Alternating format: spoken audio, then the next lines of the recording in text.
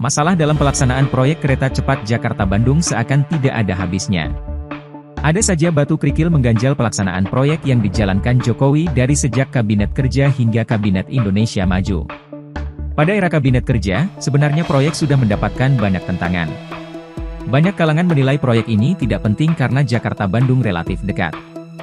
Dengan kata lain, kereta cepat tidak diperlukan.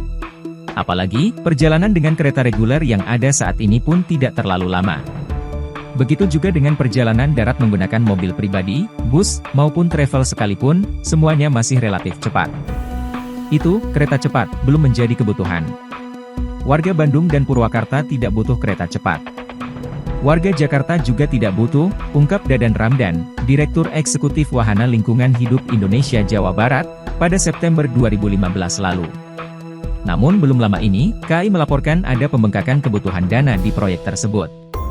Semula, kebutuhan dana diasumsikan senilai 6,07 miliar dolar Amerika atau sekitar 86,67 triliun rupiah, tapi kemudian naik menjadi 8 miliar dolar atau 114,24 triliun rupiah per September 2021. Presiden Jokowi pernah berjanji proyek kereta cepat Jakarta-Bandung tak akan menggunakan dana APBN. Karena kebijakan itulah, pemerintahannya memilih proposal yang ditawarkan Cina. Atas kondisi ini, Jokowi pun mengubah beberapa ketentuan dalam pengerjaan proyek tersebut. Ketentuan itu tertuang di Perpres Nomor 93 Tahun 2021, tentang perubahan atas Perpres 107/2015 yang diterbitkan pada 6 Oktober 2021.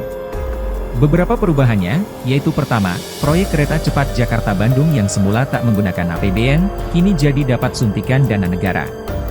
Suntikan APBN akan mengalir dalam bentuk penyertaan modal negara kepada pimpinan konsorsium.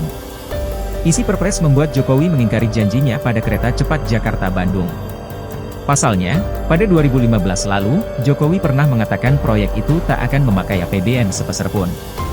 Selain dana yang membengkak, ada rentetan masalah lain yang terjadi dalam pengerjaan proyek kereta cepat.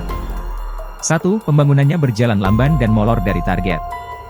Pemerintah pada awal pembangunan kereta cepat Jakarta-Bandung menargetkan proyek kelar pada 2019. Tapi, hingga kini proyek belum juga selesai. Perkembangan terbaru, pemerintah menargetkan proyek baru kelar pada pertengahan 2023 mendatang. 2. Pernah mengabaikan aspek keselamatan. Setelah proyek berjalan, tiba-tiba Menteri PUPR Basuki Hadimulyono mengungkapkan proyek mengabaikan aspek keselamatan. Pasalnya, proyek akan berdiri di lahan labil dan rawan yang rentan longsor, apalagi jika ingin dibangun untuk jembatan dan terowongan bawah tanah. 3. Berpotensi bebani negara. Direktur Utama KAI Didik Hartantio pernah memperkirakan kebutuhan dana yang bengkak berpotensi membebani keuangan negara. Potensi ini muncul dari hasil kajian konsultan independen. Apa yang akan terjadi dengan pola operasi kereta cepat ini apabila dibiarkan seperti ini? Kekhawatiran Bapak sekalian akan membebani keuangan negara, persis akan terjadi, kata Didik. Masalah lainnya juga, pembangunan proyek kereta cepat Jakarta-Bandung dinilai berjalan serampangan. Itu salah satunya terjadi pada pembangunan pilar LRT yang dikerjakan oleh PT KCIC di KM 3800. Akibat masalah itu, proyek telah menimbulkan genangan air pada tol Jakarta Cikampek dan kemacetan pada ruas jalan tol. Jokowi memahami bahwa pengerjaan proyek ini telah molor dari target yang ditetapkan. Jokowi pun menegaskan tidak mencari-cari alasan, meskipun Indonesia dalam 2 tahun lebih terakhir diterjang pandemi COVID-19.